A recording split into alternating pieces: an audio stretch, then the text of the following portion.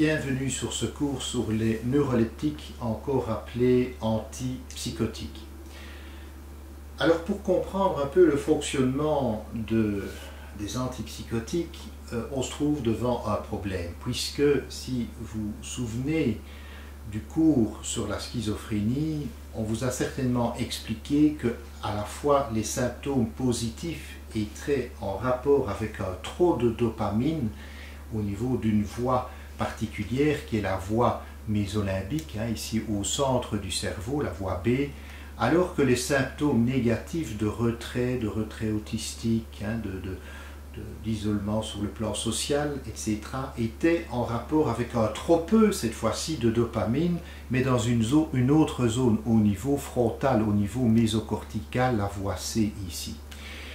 Et donc on va se trouver confronté à un problème. Comment est-ce qu'on va pouvoir traiter à la fois les symptômes négatifs et positifs, alors que d'un point de vue pharmacologique, ils vont dans des sens opposés au niveau du taux de dopamine? Eh bien, on va voir qu'avec les premiers neuroleptiques qui sont apparus, les neuroleptiques dits classiques ou typiques, le but essentiel, c'était de combattre les symptômes positifs des patients. Et donc, ce sont des bloqueurs dopaminergiques purs.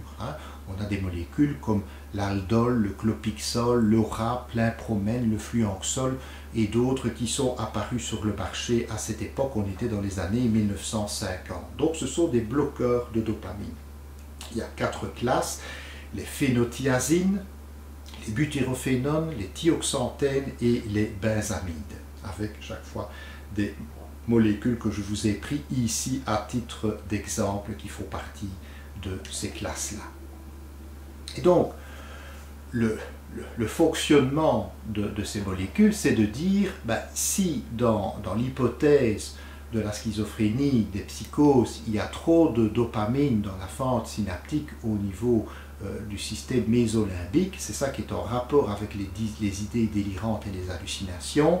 Pour lutter contre ces délires, ces hallucinations, il faut aller bloquer, on va utiliser des substances qui sont des bloqueurs qui vont se fixer sur le récepteur à la place de la dopamine. Ce sont des antagonistes, ils vont bloquer le récepteur et donc ils vont entraîner une amélioration, une disparition dans le meilleur des mondes de ces phénomènes hallucinatoires et de ces délires. Petit rappel sur ce que peut représenter les phénomènes hallucinatoires chez un patient. Ici c'est un extrait de Beautiful Mind. Vous m'avez vu. L'hôpital psychiatrique MacArthur. Ça m'étonnerait, ça n'a aucun sens. Vous vous êtes trompé. Mes travaux n'ont pas d'application militaire. De quels travaux s'agit-il, John? Je suis au courant de rien. C'est toujours mauvais de garder des secrets.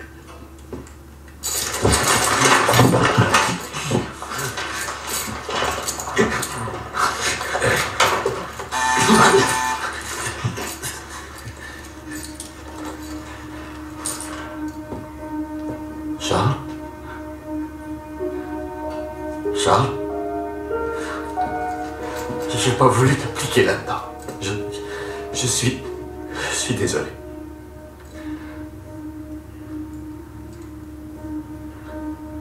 Charles.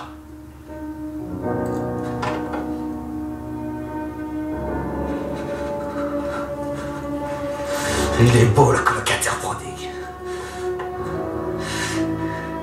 T'as vu mon nom affiché, c'est ça, Sale tête, espèce de salaud! De qui parlez-vous? Dites-moi qui vous voyez. Comment on dit Charles Herman en russe? Comment on dit Herman en russe? Il n'y a personne, John. Il n'y a personne. Lui, il est là. Lui, il est là. Non, lâchez-moi. Je ne sais rien. Lâchez-moi. Je le jure, je ne sais rien. Je m'appelle John Nash. On me retient contre mon gré. Appelez la défense nationale. Voilà, donc ce Charles n'est pas présent dans la pièce, il s'agit bien de phénomènes hallucinatoires sur la modalité visuelle. C'est particulièrement évidemment pénible à vivre par le patient, puisque pour lui il s'agit bien d'une réalité et pas d'un phénomène hallucinatoire. Alors on va voir effectivement qu'avec ces neuroleptiques de première génération, ces neuroleptiques typiques, on va bloquer non seulement la voie en vert que l'on veut, la voie mésolimbique qui est en rapport avec le trop de dopamine au niveau mésolimbique et les phénomènes hallucinatoires et délirants, ça c'est ce qu'on veut, diminuer les symptômes positifs, mais le prix à payer ce sont les blocages des voies en rouge, de la voie nigrostriée par exemple, la voie 1 ici, qui va au niveau des ganglions de la base, qui est responsable de la motricité. Et c'est pour ça que ces molécules, en allant bloquer cette voie également, vont entraîner des effets extrapyramidaux, des EPS. En allant bloquer la voie mésocorticale, la voie ici, où on a dit qu'il y avait déjà trop peu de dopamine dans la schizophrénie, mais en allant bloquer cette voie-là, on aggrave le problème, on va augmenter les symptômes négatifs. Donc les patients ne vont peut-être plus délirer, mais ils vont être comme des plantes, ils vont être beaucoup trop calmes, ils vont être beaucoup plus retirés dans leur monde. Et en allant bloquer la voie tubéro-infundibulaire, la voie 4 ici, on voit qu'on va augmenter, le blocage de dopamine là, augmente les taux de prolactine avec des phénomènes, d'effets secondaires, par exemple de galactorée qui peuvent apparaître chez les patients qui sont traités avec ce genre de molécules.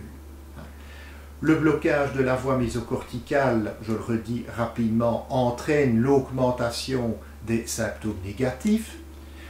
Symptômes négatifs, de nouveau dans le même film, voici un autre moment, John Nash, un autre moment dans le film et de sa vie, où il souffre cette fois non plus de phénomènes hallucinatoires, mais des symptômes négatifs. John, tu devrais y aller en douceur. Il y a des tas d'autres choses, à part le boulot. Quoi, par exemple?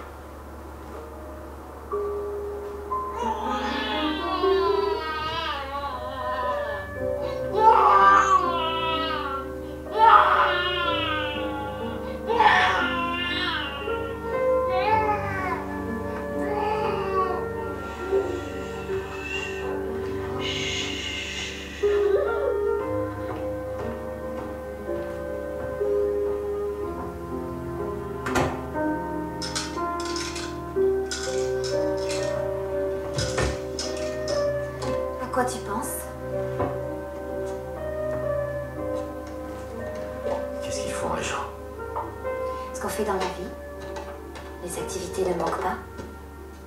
Ça nourrit l'esprit.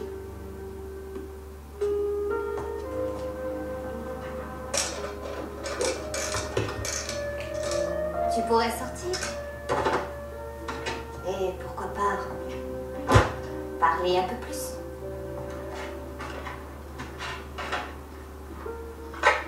Tu pourrais sortir la poubelle.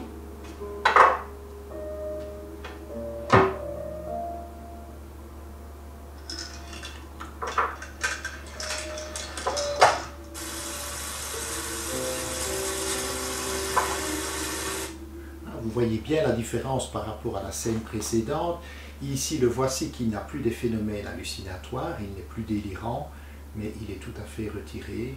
Il a son enfant dans les bras, à aucun moment il ne va avoir la présence d'esprit d'aller lui donner la sucette qui se trouve sur la table. Il ne fait pas grand-chose. Son épouse lui demande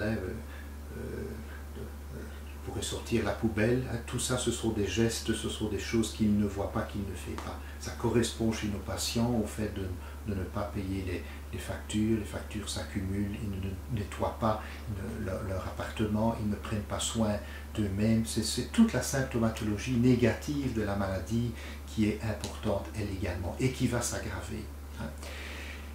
La voie nigrostriée, on a dit, si on va la bloquer avec les molécules, avec les antipsychotiques typiques, on va avoir des phénomènes extrapyramidaux, comme on le voit dans la maladie de Parkinson.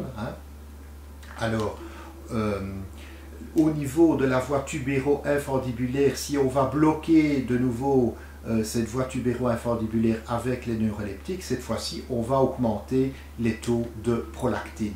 Et ça va avoir des effets néfastes au niveau sexuel. Quand on augmente les taux de prolactine, ce n'est pas favorable au niveau de la sexualité. Un petit petit extrait qui évoque ça, toujours dans le même film, hein, Beautiful Mind.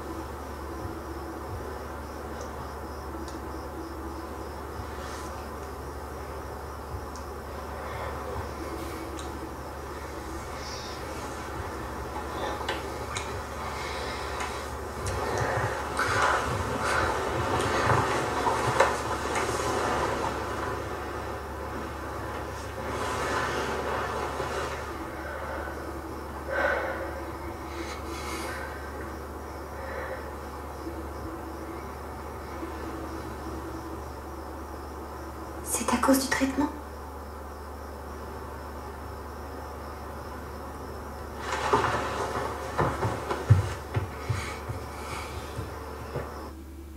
No comment, hein, comme on dit, vous voyez un peu l'impact que ça peut avoir ici sur le couple, elle ne se sent plus désirée en tout cas. Alors, il y a aussi des effets secondaires neurologiques que l'on doit décrire avec les neuroleptiques classiques, hein, qui sont nombreux. L'acathysie en est un. Hein. C'est quoi? Ben, c'est le besoin de déambuler, de faire les 100 pas, l'incapacité de rester tranquille, de rester assis, avoir des mouvements répétitifs des pieds, des jambes, qui peut entraîner une nervosité intérieure et l'incapacité de se relâcher, avec le phénomène de sensation d'être traqué, hein, et ça peut entraîner de l'agitation. Et donc le problème, c'est que souvent, si on y prête garde, on rate le diagnostic et on pense qu'il s'agit d'une agitation psychotique, que le patient va moins bien sur le plan psychotique. Hein.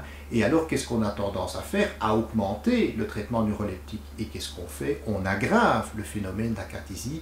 C'est exactement l'inverse qu'il faudrait faire. Hein. C'est un effet dose dépendant, donc au plus souvent on augmente les doses, par exemple d'aldol, ben, au plus on a ce phénomène qui peut apparaître. Il est fréquent avec les neuroleptiques typiques, ben, on verra qu'avec la génération, Dieu merci, des neuroleptiques atypiques, ben, ce phénomène est quand même déjà nettement moins important.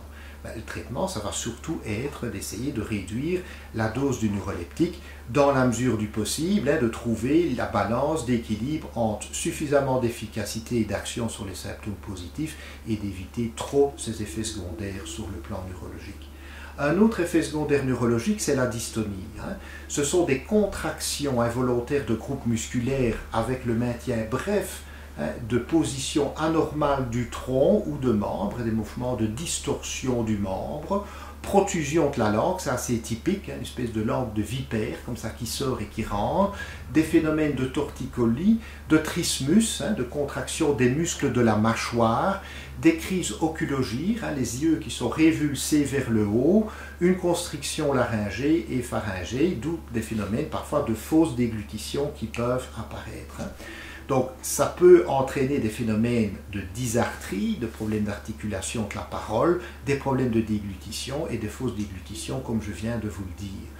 C'est là aussi dose dépendant, mais ça n'empêche que ça peut aussi survenir chez des individus qui sont particulièrement sensibles à des faibles doses de neuroleptiques typiques.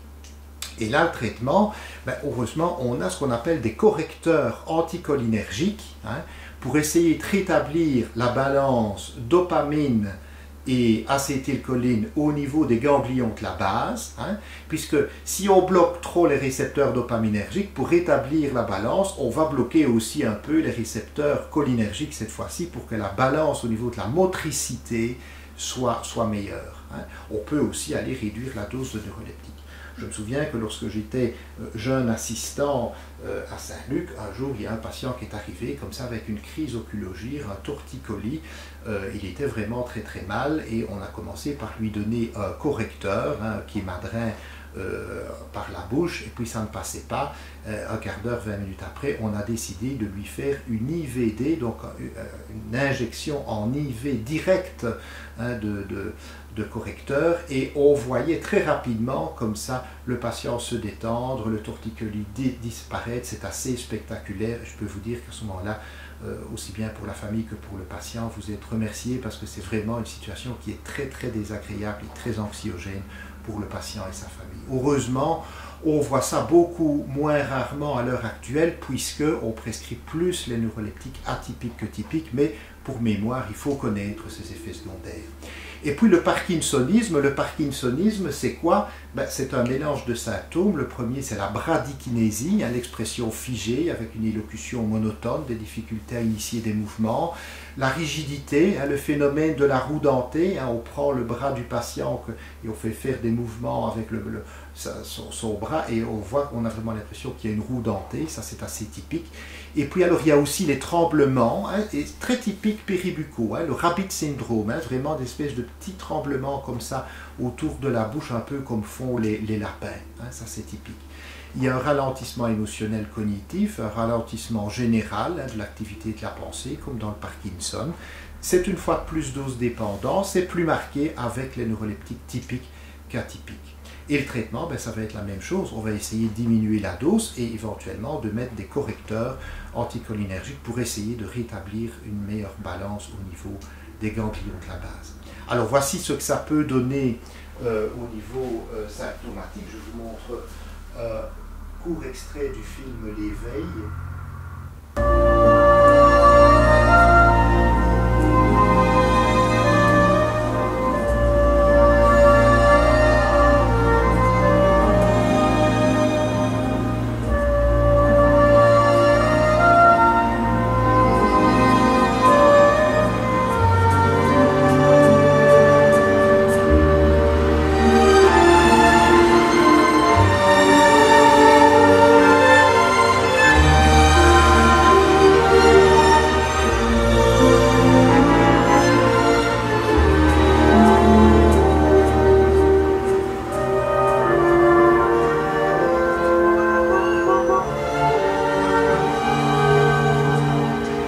Léonard,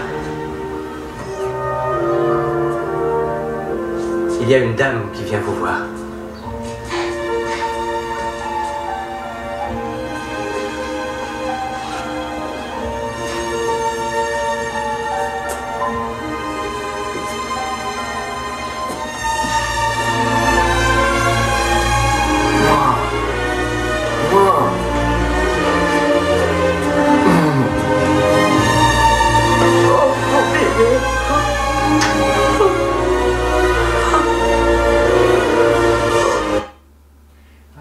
Très bien cette marche à petits pas et ce faciès tout à fait figé au niveau de l'expression émotionnelle, donc c'est assez typique du Parkinson.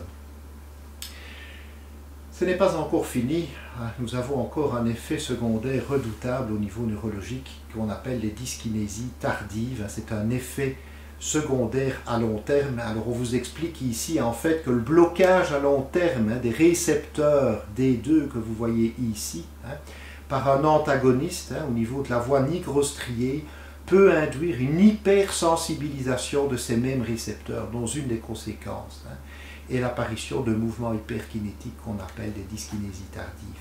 Cette hypersensibilité serait la conséquence de la vaine tentative du neurone de maîtriser le blocage iatrogène de ces récepteurs dopaminergiques. Un récepteur qui est bloqué, il va essayer d'augmenter son affinité, il va essayer de se multiplier pour essayer de lutter contre le blocage et ça peut faire apparaître ce phénomène de la dyskinésie tardive. En général, c'est extrêmement difficile à traiter, il faut essayer de retrouver de nouveau une balance suffisante au niveau de la voie nigrostriée, c'est très compliqué et c'est vraiment redoutable au niveau de complications. Ça se manifeste par des mouvements répétés involontaires, des mouvements choréiformes, comme la chorée par exemple, affectant les muscles du visage, péribucaux, buccaux. Il peut y avoir une acathysie également tardive, une dystonie tardive. De nouveau, c'est plus fréquent avec les neuroleptiques typiques qu'atypiques et c'est très difficile à traiter. Une complication autre, alors qui n'est pas une complication neurologique proprement dite, du traitement avec les neuroleptiques classiques, c'est le syndrome malin des neuroleptiques. C'est une espèce d'intolérance finalement aux neuroleptiques. C'est rare, mais c'est grave. Ça se manifeste par de la température, rigidité, une augmentation des enzymes hépatiques dans le sang, des problèmes de conscience, de l'agitation, de l'excitation, et puis ça peut tourner vers de la confusion, de la stupeur. Le patient va finir finalement aux soins intensifs, vous vous en doutez, des problèmes de tension artérielle qui commencent à jouer au yo-yo et de tachycardie. C'est un dérèglement central de la température qui dépend du niveau dopaminergique avec un effet toxique finalement sur les fibres musculaires, d'où l'augmentation des enzymes hépatiques dans le sang. Ce n'est pas une urgence psychiatrique, un syndrome malin, c'est une urgence médicale, c'est potentiellement fatal et c'est pour les soins intensifs. Il va falloir arrêter la neuroleptisation, mise sous benzodiazépine, essayer de refroidir. Ça peut être une indication aussi si le patient est très symptomatique au niveau psychiatrique, par exemple avec des symptômes positifs florides, de sismothérapie, d'électrochoc. Le syndrome malin est une bonne indication également de la sismothérapie. Comme si ce n'était pas encore tout, ces neuroleptiques classiques ont encore d'autres effets secondaires parce qu'ils agissent encore sur d'autres cibles réceptologiques. Alors ici, quand même, le monde est bien fait. On a pratiquement les mêmes cibles qu'avec les antidépresseurs tricycliques que nous avons étudiés dans le chapitre précédent. Et donc, une fois que vous les avez étudiés dans le chapitre des antidépresseurs, eh bien, vous les connaissez déjà ici pour les neuroleptiques classiques. Ils vont avoir un effet antihistaminergique, ça va donner de la prise de poids, de la fatigue, comme les tricycliques, un effet anti-adrénergique, ça va donner des chutes de tension, des vertiges et l'effet d'être fatigué, l'effet zombie, et un effet antimuscarinique, comme on l'a vu avec les tricycliques, ça donne de la constipation, sécheresse de bouche, vision trouble et de la fatigue. C'est ce qui est repris ici, le blocage sur les récepteurs muscariniques, constipation, vision floue, bouche sèche, somnolence, la liaison sur les récepteurs histaminergiques qui sont bloqués, prise de poids, somnolence, la liaison sur les récepteurs alpha-1, ça donne de l'hypotension artérielle, les vertiges, la somnolence, d'où attention pour les chutes, notamment chez les patients les plus âgés. Alors on fait un saut dans l'histoire, on arrive maintenant en 1970, avec une nouvelle classe de molécules. Il y a une nouvelle molécule qui apparaît, la clozapine, le Lépodex. C'est une molécule surprenante parce qu'elle a une très grande efficacité et elle bloque pourtant un peu moins les récepteurs à la dopamine, mais elle va aussi bloquer d'autres récepteurs à la sérotonine, cette fois-ci les récepteurs 5-HT2A. Et c'est la naissance d'une nouvelle classe d'antipsychotiques qui va être appelée antipsychotiques atypiques. Alors voici un peu le fonctionnement de ces récepteurs, de ces neuroleptiques atypiques. Et donc ici ça va nécessiter un peu d'attention parce que c'est un petit peu plus compliqué. Je reprends ce qu'on dit habituellement dans la schizophrénie au niveau de la voie mésocorticale. Si au niveau frontal, on a dit tout à l'heure dans la schizophrénie, il y a trop peu de dopamine circulante. C'est ce qu'on appelle la déficience primaire en dopamine au niveau des fentes synaptiques, ici au niveau de cette voie mésocorticale. Le problème suivant, c'est que lorsque il y a de la sérotonine qui se trouve au parage de récepteurs de récepteurs pour un neurone dopaminergique, récepteur 5-HT2A, récepteur sérotoninergique, mais d'un neurone qui libère de la dopamine. Ce récepteur libère de la dopamine, il ne libère pas de la sérotonine. Mais quand la sérotonine se trouve au parage de ces récepteurs sérotoninergiques 5-HT2A présynaptiques, on est bien en présynaptique, eh bien, ça aboutit à une déficience secondaire en dopamine, parce que la sérotonine se fixant sur ce récepteur inhibe le relargage de dopamine dans la fente synaptique. Donc ça aggrave le problème des symptômes négatifs de la schizophrénie. Le coup de génie des neuroleptiques atypiques, c'est qu'ils vont être antagonistes pour la sérotonine, pour ces récepteurs 5-HT2A. Et donc, ils vont se fixer, le neuroleptique va se fixer sur ces récepteurs sérotoninergiques présynaptiques d'un neurone dopaminergique, parce que ce neurone libère de la dopamine, je vous le rappelle. Et donc, en se fixant, il bloque quelque part le blocage de relargage de dopamine. et bloquer 2 fois égale faciliter. Donc au total, il facilite leur largage de dopamine. Donc il bloque le blocage de dopamine qui était exercé par la sérotonine.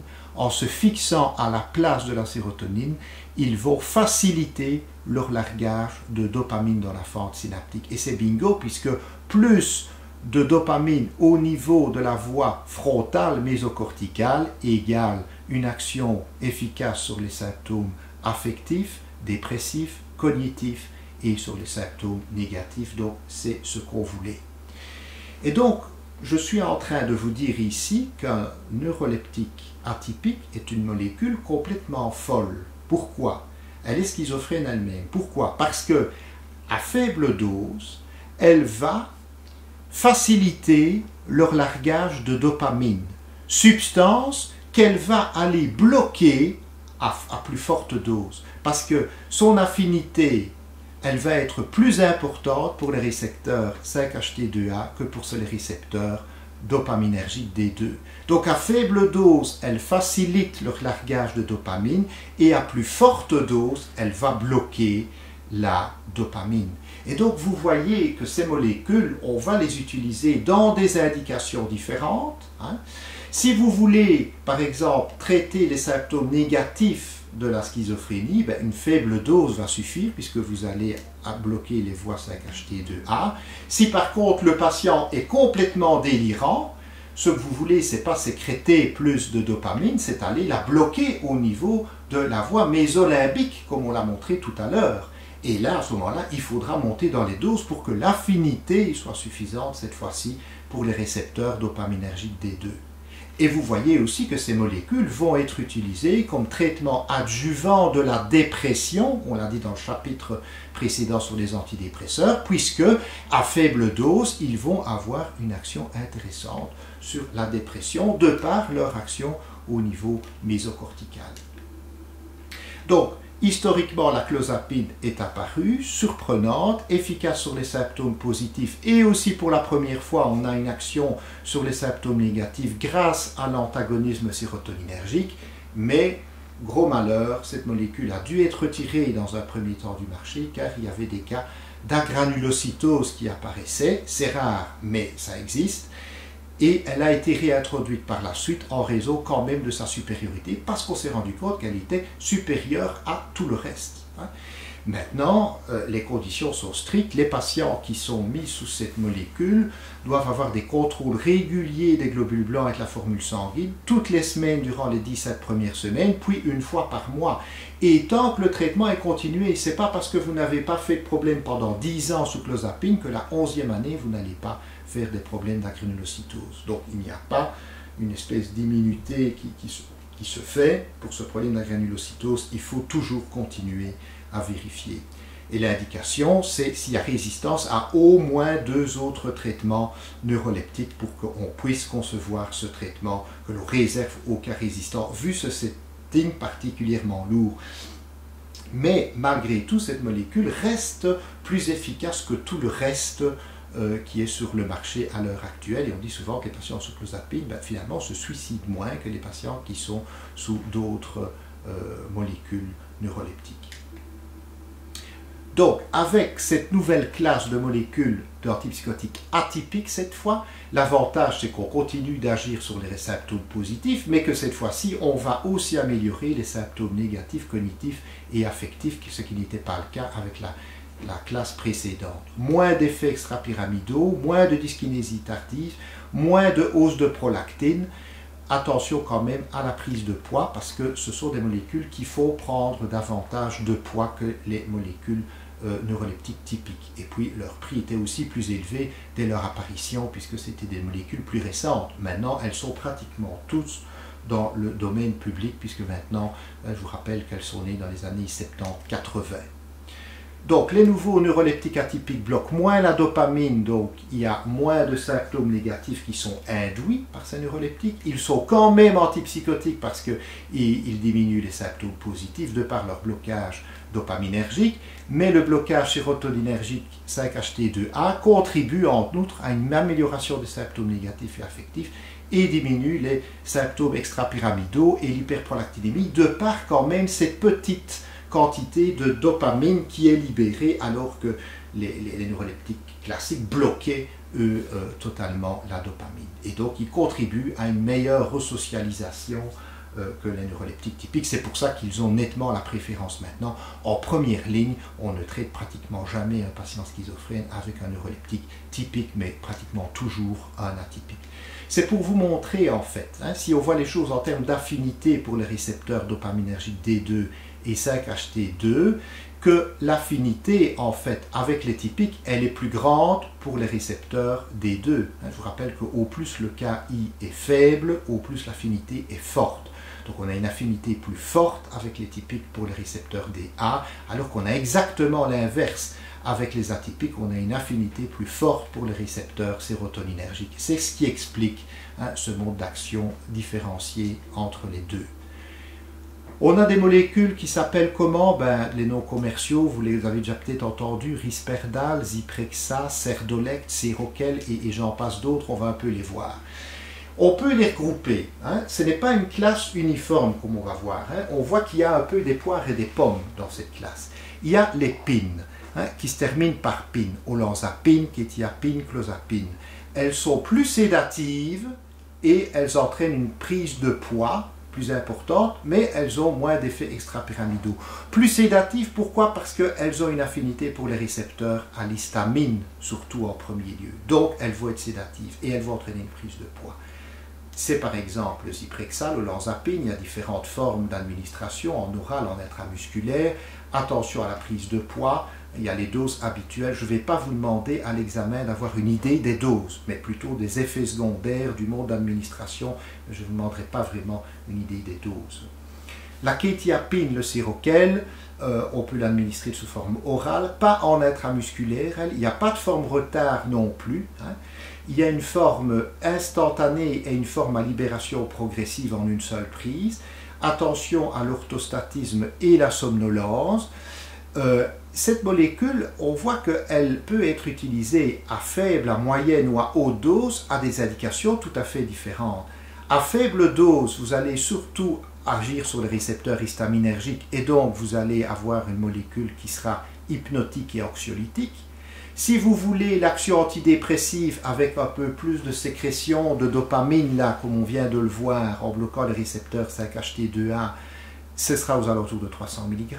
Et si vous êtes dans des états psychotiques aigus, que vous voulez vraiment bloquer la dopamine, il faut monter au moins à 800 mg pour commencer à bloquer vraiment d'une manière forte ces récepteurs D2. La clozapine, on l'a vu plus haut, je n'en dis plus rien. Puis vous avez les ONE. Les ONE, c'est maintenant une autre classe comme risperidone, palipéridone, palmitate de palipéridone. Elles sont moins sédatives, vous aurez moins de prise de poids, mais vous aurez plus des effets extrapyramidaux parce qu'elles vont déjà un peu plus bloquer la dopamine et donc vous aurez plus d'effets notamment aussi au niveau de la prolactine et des effets extrapyramidaux qui vont apparaître un peu plus rapidement qu'avec les pines. Le Risperdal, vous avez toute une série de formes d'administration. Attention à la prolactine, vous avez des effets extrapyramidaux si vous montez dans les doses. La palipéridone existe sous forme orale Céline Vega ou sous forme de palmitate de palipéridone. La forme orale, une prise par jour, presque pas de métabolisation hépatique et moins de prise de poids que les pines, ça c'est l'avantage. Le palmitate de palipéridone existe sous une forme d'injection mensuelle, c'est le Xéplion, ou tous les 3 mois, 4 injections annuelles, c'est le Trévicta. Donc ça, c'est vraiment quand même intéressant, parce que voilà une molécule que maintenant on peut administrer 4 fois par an à des patients schizophrènes, par exemple, et ça veut dire aussi que s'ils passaient, s'ils arrêtaient une injection, une fois qu'ils sont à l'état d'équilibre, vous avez plusieurs mois pratiquement pour réagir. Le risque de rechute est beaucoup plus différé que s'ils prennent tous les jours un comprimé d'Invega, par exemple. Donc ça, c'est une avancée quand même thérapeutique majeure dans le domaine. Alors, un petit mot sur l'observance thérapeutique, parce que c'est bien pour ça qu'il existe des formes retard, parce que l'observance thérapeutique est parfois très problématique. Hein, parfois, les patients arrêtent de prendre leur traitement.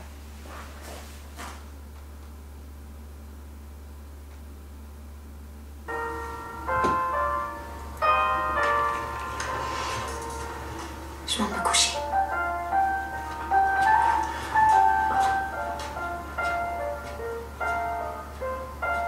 Bonne nuit. Bonne nuit.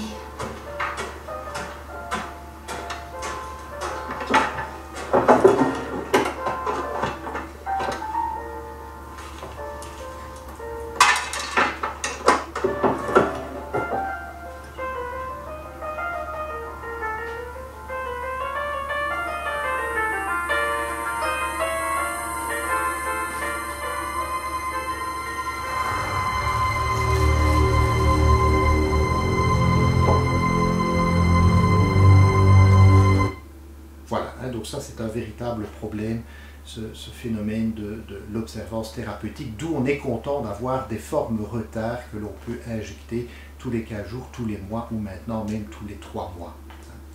Alors vous avez encore d'autres antipsychotiques atypiques.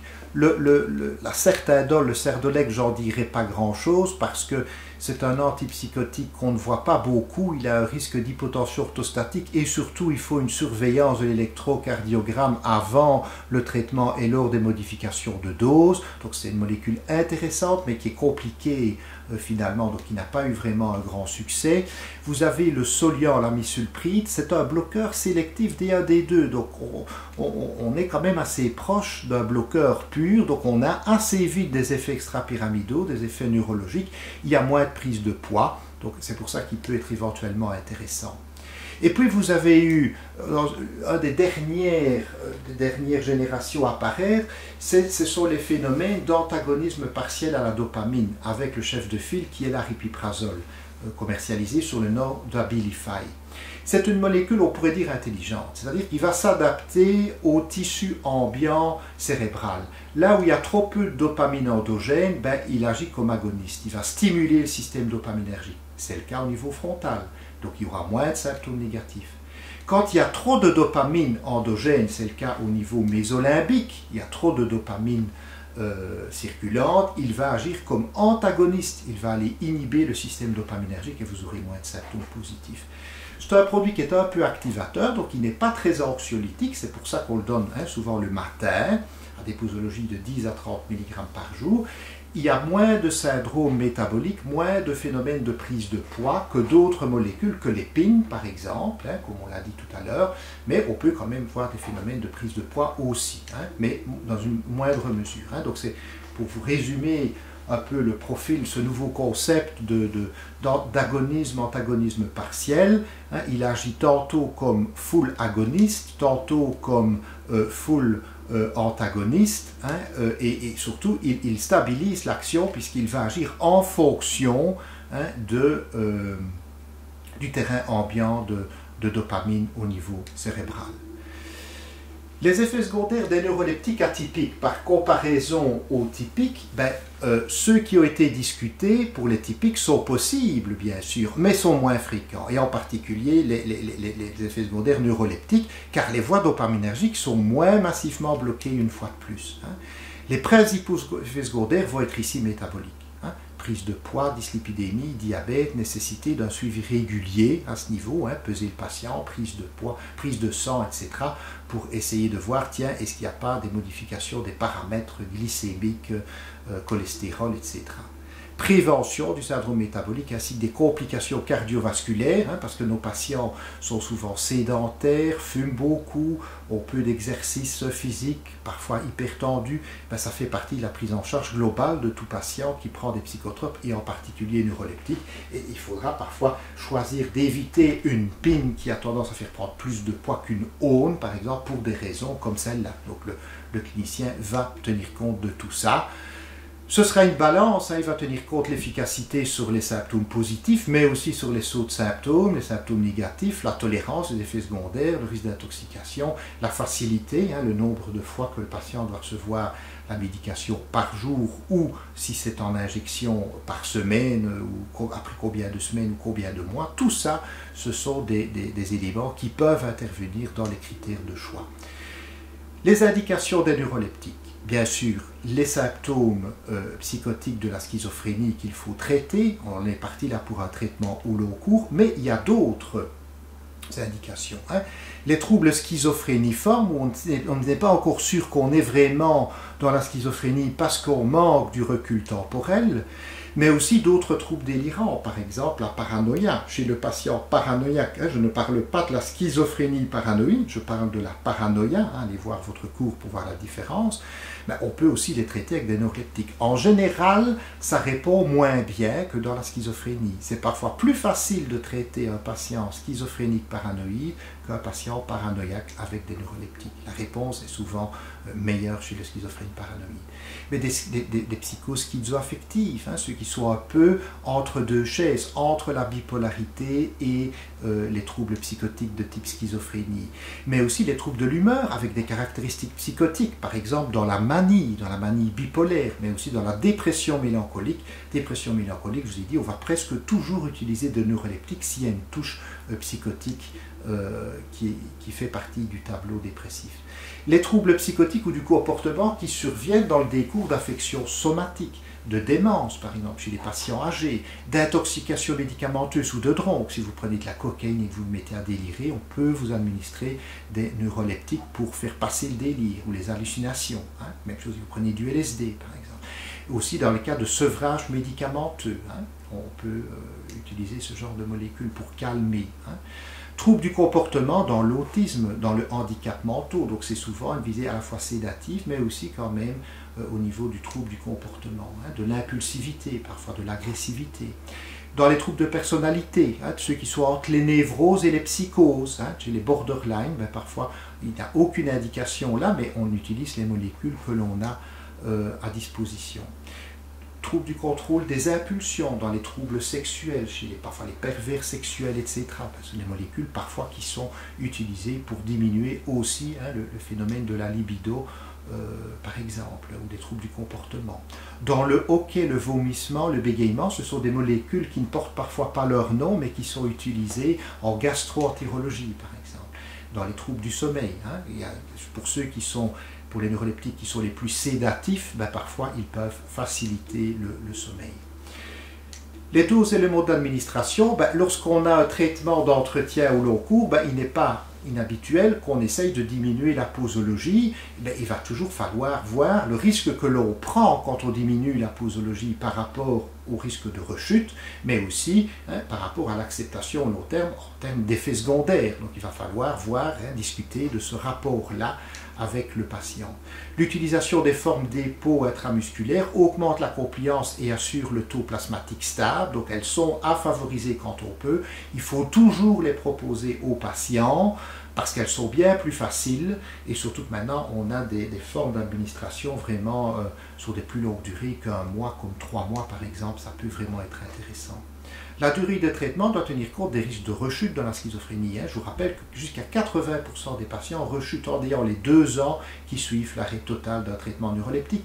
Ce sont des maladies au long cours. La schizophrénie doit être considérée une maladie au long cours dans la plupart des cas. Et donc la nécessité de continuer un traitement, en général on n'est pas parti pour 1 an, 2 ans ou 3 ans, on est parti pour une plus longue durée. Le traitement doit être poursuivi pendant 2 ans après un premier épisode psychotique, parce qu'un premier épisode psychotique peut être une bouffée délirante aiguë, mais pas nécessairement une entrée en schizophrénie. Par contre, pendant au moins 5 ans, voire plus, après plusieurs épisodes, voire à vie, et en général, à ce moment-là, on considère qu'il faut un traitement, en général, en tout cas sur des très très longues périodes. On n'aime pas souvent dire à vie, mais en tout cas des longues périodes et pas seulement quelques années. En cas d'essai d'arrêt, on préfère toujours y aller doucement, dans la diminution très progressive avec un suivi des premiers signes de rechute et réinstaurer le traitement rapidement après un traitement antipsychotique en cas de résurgence des symptômes. Moi je dis toujours il faut accompagner le patient là-dedans. Si même vous êtes convaincu que ce n'est pas une bonne idée d'arrêter, il faut lui dire que vous pensez que ce n'est pas une bonne idée, mais si vous êtes téméraire et dire non, non, non, moi je ne veux pas que vous diminuiez, je ne veux pas que vous arrêtiez, le patient peut arrêter de venir vous voir, peut quand même arrêter le traitement, peut rechuter, il est seul là-dedans. Alors que si vous acceptez parfois de l'accompagner en disant c'est pas une bonne idée mais ok je vais vous accompagner, on va faire ce qu'on appelle une fenêtre thérapeutique et si on voit que ça va moins bien, si vous redommez moins bien, si de nouveau vous êtes un peu plus agité, si vous redevenez plus interprétatif, que vous commencez à vous sentir menacé ou quoi, ben on discutera peut-être de la reprise de quelque chose. Alors vous pouvez parfois éviter des catastrophes et que le patient garde cette confiance en vous parce que vous l'avez accompagné dans son choix finalement. Vivre avec la maladie, ça c'est vraiment le plus important. Les neuroleptiques ne sont pas des molécules miracles. Il y a certains patients, c'est vrai qu'ils ne vont plus jamais délirer, qu'ils ne vont plus avoir des phénomènes hallucinatoires. Parfois, ils continuent d'avoir des phénomènes hallucinatoires. Parfois, ils continuent de délirer, mais à bas bruit.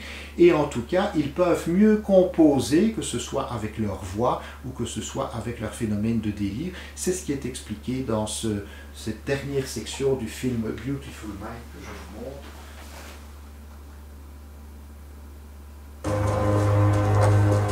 Un amphi avec 50 étudiants, c'est intimidant, même pour moi. John, en plus tu es nul comme professeur. Essayer, c'est m'adopter, Martin. J'aimerais pouvoir vous apporter ma contribution. Que deviennent tes... Enfin, tu sais, elles sont parties?